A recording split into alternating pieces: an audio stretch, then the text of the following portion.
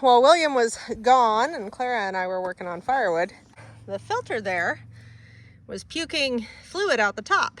And so I called William and he explained to me that it was loose. So all I had to do, luckily, was just tighten it up by turning it. And it's a standard righty-tighty, lefty-loosey. As I was splitting firewood, once it was getting down into the wood itself, that splitting head there was getting into the wood itself, it was starting to kind of... It was doing this. Yeah, it wasn't a smooth... It wasn't nice and smooth. Right. That's so what it's doing is it's sucking air, it's pumping fluid. It's sucking air, it's pumping fluid. Sucking air, pumping fluid. And finally it's getting down into the woodwork of things. This is the supply. This is actually the hydraulic tank itself, this axle assembly. You notice it's a tube. That's where all the hydraulic oil is. So this is the supply to the hydraulic pump. So it just gravity feeds into here, hits the pump, goes up into the valve body, this is the valve body, which is the handle that extends and retracts the piston for the splitter. And then it comes back down, runs through the filter, goes back into the hydraulic tank. There should be some directions. These stickers are wore off as far as to tell you how much fluid you need, but you definitely need it above this. Probably want it about 3/4 of the way full. Do it with the piston retract. Up, meaning? Right. Well, if it's laying flat, the piston just needs to be retract. So okay. Piston retract. Retracted. So all the way up. In this case, yes. Make sure your filter's clean or your funnel's clean. This is the fill. Make sure it's clean around there. You don't want contaminants getting in there. You can use a crescent wrench. I happen to have these box end wrenches handy. This one happens to be an 11/16. 3/4 would work as long as it's not too tight. Oh, this has a dipstick.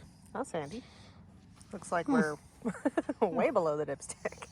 Well, I can see fluid. That's a positive side. So, I didn't know that had a dipstick. It tells you how much I've checked it. If it pumps, I typically don't worry about it. That's me, though. We are not on the dipstick. That's got a dipstick. I do not. This is a brand new bucket of oil. I pulled the little doohickey out. This is a brand new bucket. Make sure this stuff's kind of clean. I dumped it over. Made sure that stuff wasn't going to come off.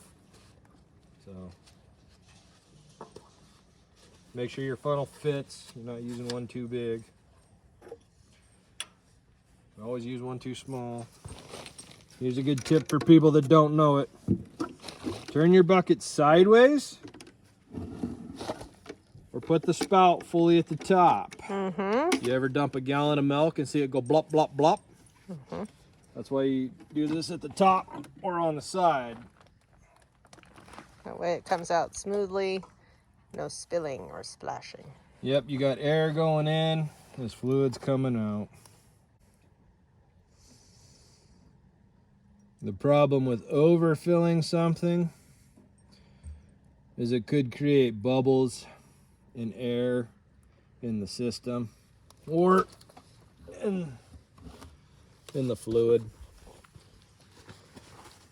Sometimes it's an issue, sometimes it's not. Depends on what you're working with. We're going to use this fancy dipstick. On some pieces of equipment, you might have another plug you pull out, and you would just fill it till it starts coming out that plug.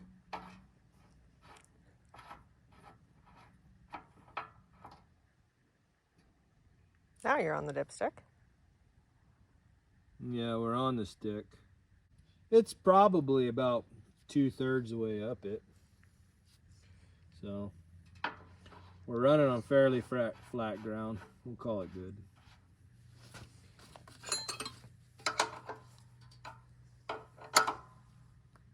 Just snug that up.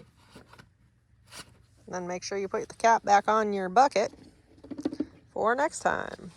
Don't dump your bucket over. Yeah, that's really good advice. Now